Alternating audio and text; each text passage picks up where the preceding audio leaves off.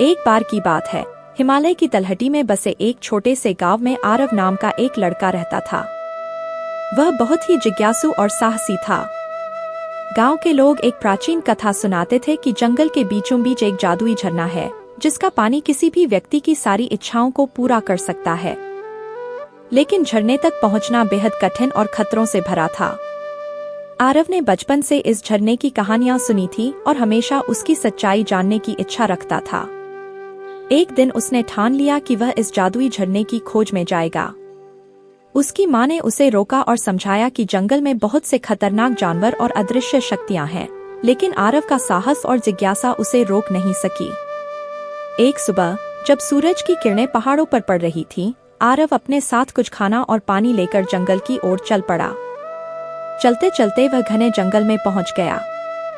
चारों ओर ऊंचे ऊंचे पेड़ और रहस्यमयी आवाजें उसे डराने लगीं, लेकिन उसने अपना हौसला बनाए रखा। रास्ते में उसे एक बूढ़ा साधु मिला। साधु ने उसे चेतावनी दी, जादुई झरना तुम्हारे लिए बहुत ही खतरनाक साबित हो सकता है, क्योंकि उसकी शक्ति केवल उन लोगों के लिए है जिनके इरादे शुद्ध हैं।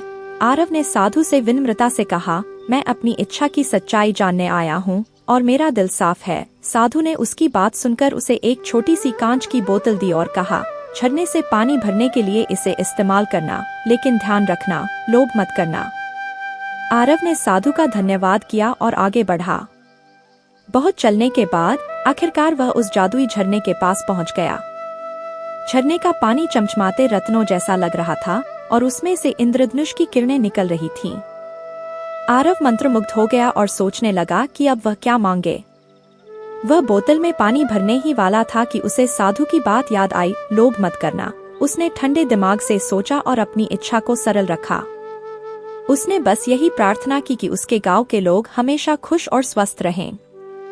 आरव ने थोड़ा सा पानी बोतल में भरा और वापस लौटने का रास्ता पकड़ा।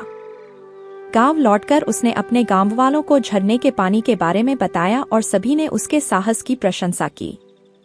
आरव ने पानी का एक बूंद गांव की नदी में डाल दिया और कुछ ही दिनों में गांव में सुख समृद्धि फैल गई।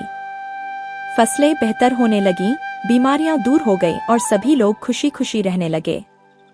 आरव ने समझ लिया कि सच्ची खुशी दूसरों की भलाई में है, न कि केवल अपनी इच्छाओं की पूर्ति में।